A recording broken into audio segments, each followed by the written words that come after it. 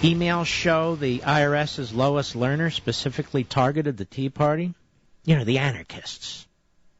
Does Harry Reid seem concerned about this? No, he kind of likes it, I think. How about Stretch? Nancy Pelosi. No, she likes it. By the way, from now on, I call John Kerry John D. Student Kerry because finally his records came out from college, and he was a poor student. But from now on, you know what I'm going to call him, Mr. Producer? Mashed potato face. Because that face of his, it looks like they just poured mashed potato into his cheeks and his forehead and around his eyes, and it just keeps moving around. So henceforth, it's mashed potato face. Oh, yes, I started giving names to these people when I started in radio, and I was warned, don't do it, don't do it. Now everybody does it. Oh, well. Anyway, back to this. Emails by Stephen Denon.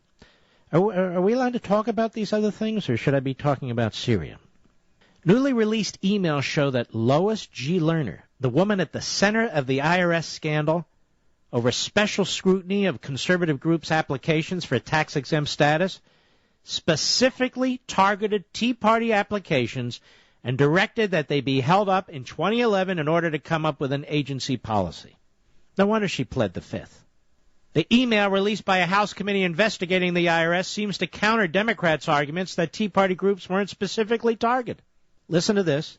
Quote, Tea Party matter very dangerous, unquote, Lerner said in the 2011 email, saying that those applications could end up being the, quote, vehicle to go to court, unquote, to get more clarity on a 2010 Supreme Court ruling on campaign finance rules. You believe this? She's a left-wing Democrat hack. But then aren't all left-wing Democrats hacks? In another email from 2012, Lerner acknowledges the agency's handling of the tax-exempt applications had been bungled at the beginning, though she said they had taken steps to correct it. Quote, it is what it is, she said in the email.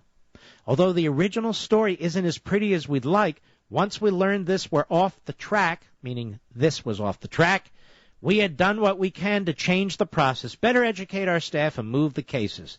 So we will get dinged, but we took steps before the dinging to make things better, and we've written procedures. Now, that email suggests agency employees knew they had gone overboard in their scrutiny, despite top IRS officials testifying to Congress that there wasn't any special scrutiny of conservative groups. In another 2012, is this boring, everybody? That the IRS is being used to attack conservatives, that the IRS is being used for political purposes, like Stalin would have used the IRS? Does that bother anybody?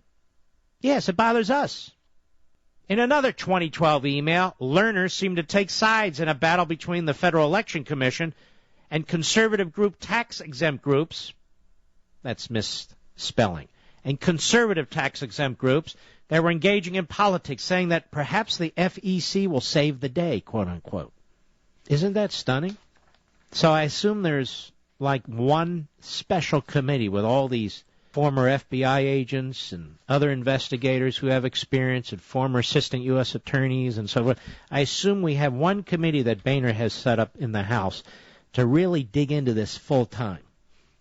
No, we don't. This comes from the Ways and Means Committee. That's the tax committee that's working on 1,000 other issues as well. It's mind-boggling how buffoonish the Republican leadership is in the House, whether it's Benghazi or this. It's just grotesque. I don't know what to do. We only control one. Shut up.